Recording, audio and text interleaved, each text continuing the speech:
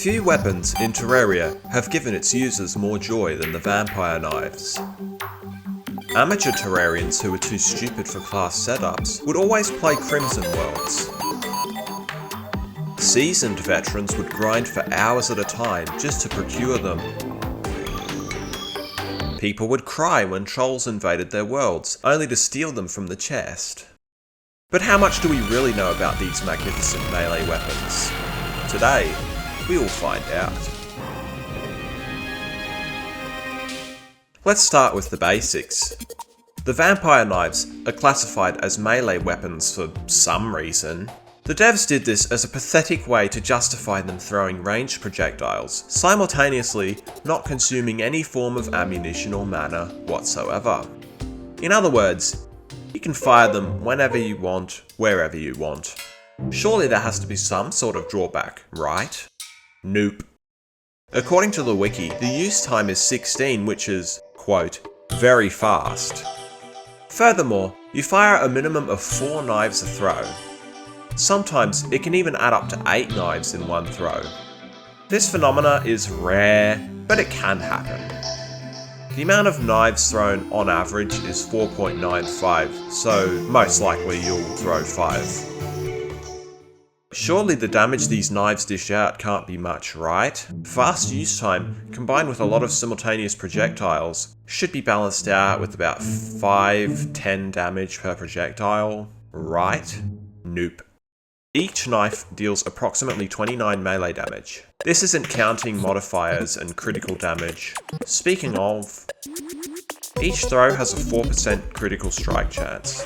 The only real drawback can be range, to an extent. They're basically the equivalent of melee shotguns. Sounds like a weapon that a certain individual would have loved to have used IRL. As if all the benefits to the knives weren't awesome enough, they also have lifesteal. Lifesteal is an effect which takes effect when the knife hits an enemy, causing 7.5% of the damage dealt to be given to the player. In other words, your pain is my pleasure. Despite what I have said, they do have some drawbacks, the biggest being actually obtaining them. In order to get these brilliant blood-sucking bayonets, you need to find the Crimson Chest in the dungeon. This chest will only appear in Crimson Worlds, hence why melee players always choose Crimson. Furthermore, the chest is locked, so you'll need to find the Crimson Key. It's dropped by any hostile mob in the Crimson biome in hard mode, at a rate of 0.4%.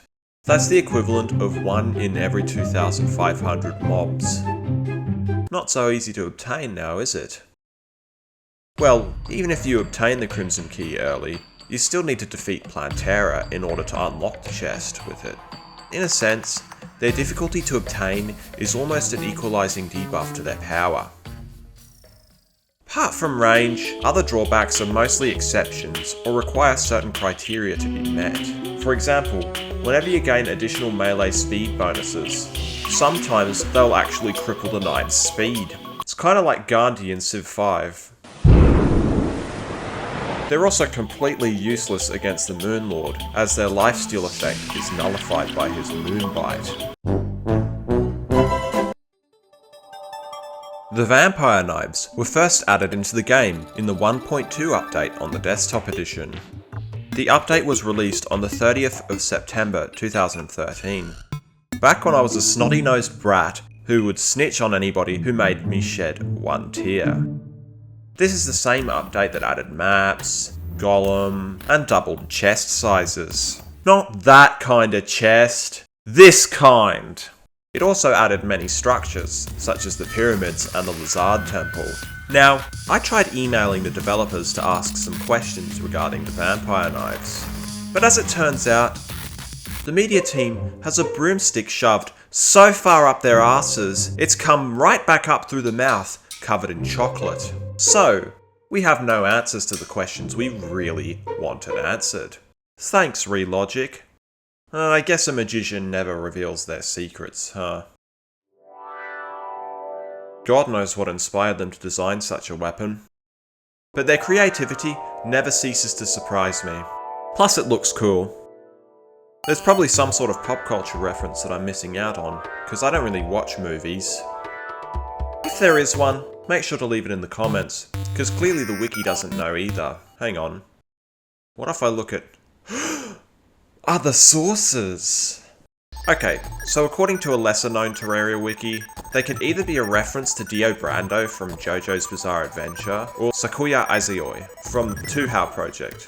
If this is the case, it's more likely to be the former due to the possibility that Sakuya is actually a reference to Dio. Dio is also a vampire who throws knives in an identical fashion. However, this is pure speculation.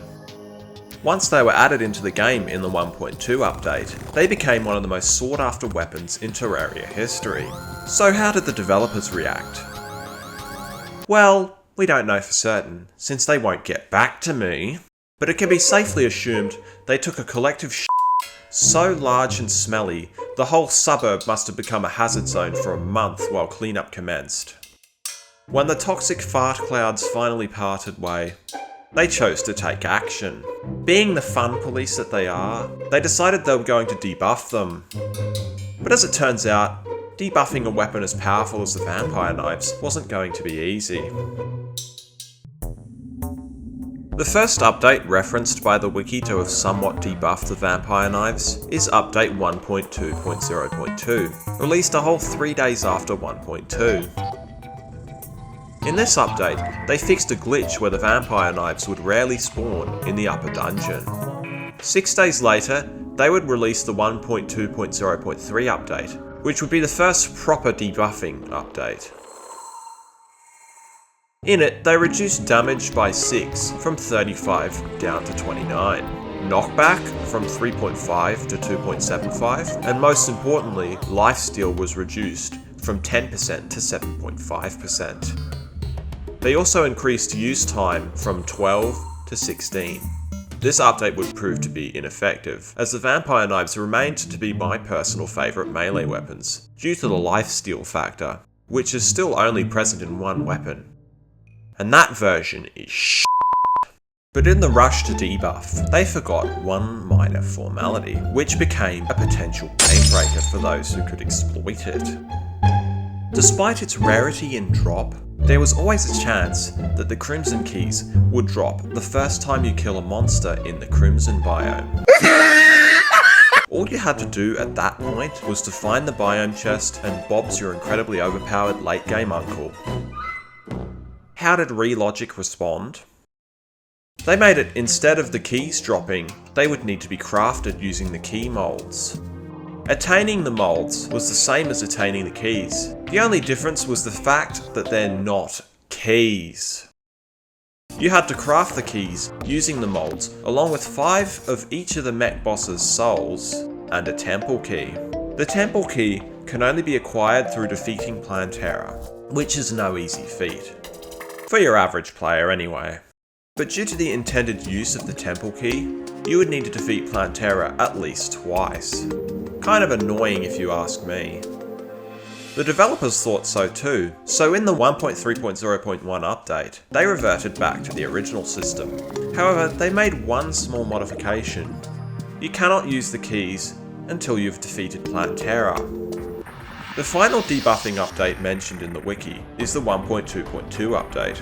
In it, they capped health regeneration from the vampire knife's lifesteal effect to 2 hearts per second. Still, it doesn't really do much if you're using it on the crawltipede. No other updates are mentioned in the wiki, but many like to speculate that they like to constantly debuff the vampire knives in each update, but this is just pure speculation. Perhaps this is a testament to how powerful everybody thought the knives were. Or could it be a sign of how much the devs made their intentions clear? Who knows? With that being said, I think it's time to have an honest reflection on the vampire knives. Were they really that powerful? Are they still any good? In hindsight, I don't believe they were that OP. At least not as OP as I remembered them. I was a lot younger back then, and a lot more naive. They were still quite the weapons to behold, don't get me wrong. If you use them on the right enemies, you could regenerate the majority of your health quicker than a Bugatti Veyron. However, once I grew and my strategies grew with me, the vampire knives became more of a backup weapon to be used only in emergency situations. Nowadays, I prefer to use more damage-inducing weapons such as the Terror Blade and the Solar Eruption. Perhaps this is a result of the consistent debuffing. Personally, I believe it's just me finally realizing their true purpose. Regardless, the vampire knives are one of Terraria's most iconic weapons, and for good reason.